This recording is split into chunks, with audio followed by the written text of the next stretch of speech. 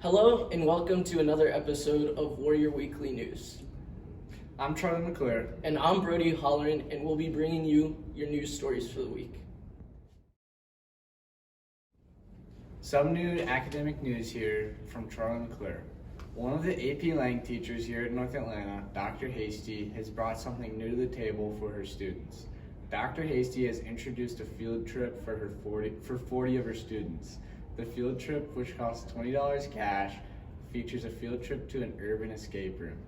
The trip means that students get to experience a troubling escape room where they have to work together to find a key to exit. The trip is February 17th, which is an A-Day. If you have any questions, you can visit room 9161 and talk to Dr. Hasty, where she can give additional information. This is Charlie McClure with our academic story of the week. Hello, Brody here with the sports story for today. The Dogs taking down the Frogs. Monday night was a fun night for many across Atlanta and Georgia, as the Georgia Bulldogs took down the TCU Horned Frogs. Georgia came into SoFi Stadium, located in Los Angeles, California, with a perfect record after just barely beating Ohio State in the Chick-fil-A Bowl. Georgia just scraped by with the win, taking it 42-41. While the Ohio State Buckeyes missed the game-winning field goal at the strike of midnight. On the other side, the TCU Horned Frogs hopped in with a win over the Michigan Wolverines in the Fiesta Bowl, 51-45, and finishing with a 13-1 record, excluding the championship, only losing to a ranked Kansas State in overtime, 31-28. In the championship game, however, TCU clearly did not show up, losing to Georgia in a record-setting score of 65-7. A result many across Atlanta are happy to hear. Hey everybody, Charlie again here reporting on the aftermath of the flooding that went down across Metro Atlanta last week. Heavy thunderstorms hit Atlanta on the night of the 2nd through the morning of the 3rd, leaving Peachtree Creek crested above 18 feet and left Woodward Way impassable and still covered in mud the following week.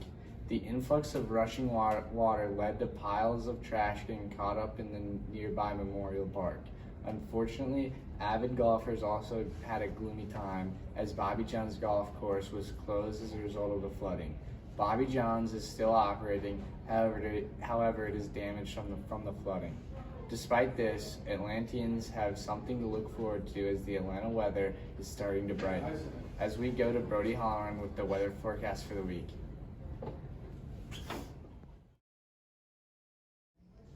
I'm Brody here with the forecast for the week. As I said earlier, many Atlanteans are looking forward to this week.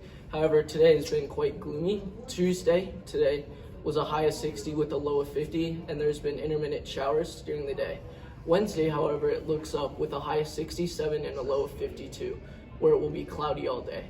Thursday is much of the same with a high of 68 and a low of 48. And Friday drops down a bit with a high of 55 and a low of 49, where it will be partly cloudy. Finally, on Saturday, the day off for most Atlanteans, there will be a high of 55 and a low of 35, and it will be cloudy.